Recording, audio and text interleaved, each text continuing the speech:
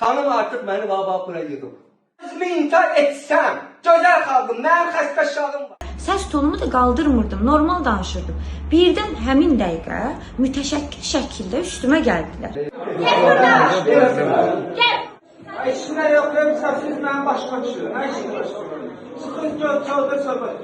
Eləmirəm. Bütün qazilər mənə yığıb ki, Türkər xanım biz sizin yanınızdayıq, o adam qazi deyil, o adam bir dənə qəlpə yarası yoxdur. Mehriban xanım, sizdən xahiş edirəm, mən hüququmu qoruyun, mənim təhlükəsizliyimi qoruyun. Eşən bizim ehtiyatda olan gizirimizdir və 3-cü qrup müharibə əllidir. Sosial şəbəkələrdə general-mayor Natiq Əliyevin qızı Türkər Əliyevanın dövlət qurumları ilə bağlı səsləndirdiyi iddialar ciddi müzakirələr yaradıb. Hadisə bəzi media resurslarında daha çox şikayətçi tərəfin mövqeyindən təqdim edilsə də, digər video görüntülər məsələnin gizli qalan tərəfinə dair ciddi suallar doğurur. Ortada vətəndaş qınağı, rəsmi sənəd və 2-ci Qarabağ müharibəsi qazisinin şərəf və ləyaqəti var. Söhbət artıq adi vətəndaş məmur mübahisəsindən getmir. Hadisə Daşınmaz Əmlakın Dövlət Reyestri Xidmətinin 4 saylı Abşeron ərazi idarəsində baş verib. General-mayor Natiq Əliyevin qızı Türkər Əliyeva daşınmaz əmlaka dair sənədlərlə bağlı məsələnin həlli üçün söz gedən idarəyə müraciət edib. Bildirilir ki, bundan əvvəl də bir neçə gün ərzində eyni məsələ ilə bağlı müxtəlif dövlət qurumlarının qapısını döyüb. Bəzi tərəflər arasında gərginliyə səbəb olan ilkin qığılcım nə olub? Məlumata görə idarə əməkdaşları Türkər Əliyeva tərəfindən təqdim olunan sənədin həqiqiliyi ilə bağlı ciddi şübhələrə düşüblər. Məhz sənədlərin qanuniliyinin araşdırılması tələbi tərəflər arasında kəskin mübahisənin yaranmasına yol açıb və xanımın irəli sürdüyü tələblər qısa müddətdə səs-küylü insidentə çevrilib.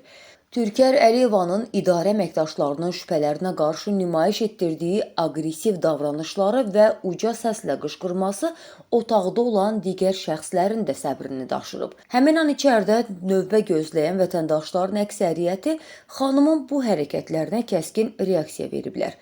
Sakinlər açıq şəkildə onun üzünə ayıbdır, tərbiyən olsun deyərək ciddi ictimai qınaq nümayiş etdiriblər. Elə bu zaman növbə gözləyən 2-ci Qarabağ müharibəsi qazisinin məsələyə müdaxilə etdiyi deyilir. Onun tələbi sadə olub. Bura dövlət müəssisəsidir. Problem varsa, qışqırıqla deyil, qanun və müəyyən edilmiş prosedurlar çərçivəsində həll edilməlidir. Mən növbə götürdüyüm zaman vətəndaşlarla birlikdə növbəmi gözlədim. Artıq əsəblərimi hakimə bilmədim bu momentdə. Mən yaxınlaşdım xanıma ki, xanım, xahiş edirəm sizdən birincisi, qışqıraraq danışmayın. Gəl! İşinə yox, siz mənim başıma düşürün. Nə işin başıma? Çıxın çöldə söhbət. Eləmirəm. Və orada sürücüsü Samir adlı bir vətəndaşı çağırır ki, Samir, gəl bunu buradan götür apar. Siz mənim? Samir gəl bunu apar. Mən sizin Türkan xanım mənə videola, telefonu, video şəkildə, deyim də bu şəkildə tutub mənə video çəkir.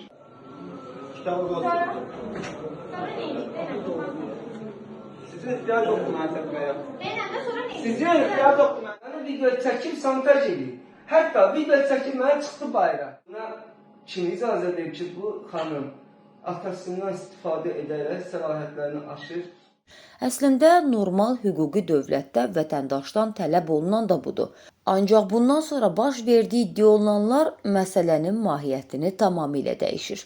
Təqdim olunan digər video görüntülərdə qadının əlində olan sənədi cıraraq parçalarını qarşısındakı şəxsin istiqamətinə atdığı görünür.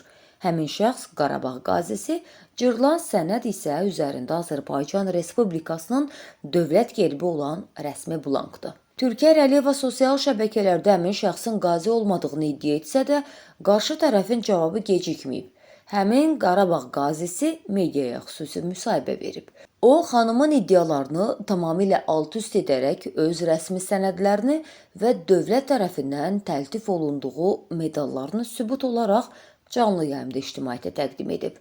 Dövlətin rəsmi sənədinə və torpaqlarımızın bütövlüyü uğrunda döyüşmüş bir hərbiçiyə qarşı edilən bu hərəkət artıq sadə əsəbi davranış hesab oluna bilməz. Bütün qazilər mənə yığıb ki, Türkər xanım biz sizin yanınızdayıq. O adam qazi deyil, o adam bir dənə qəlpə yarası yoxdur. Bədənində dəri xəstəliyi var imiş. Mən müharibədə iştirak etmişəm. Dokumental mənim sənədlərim var.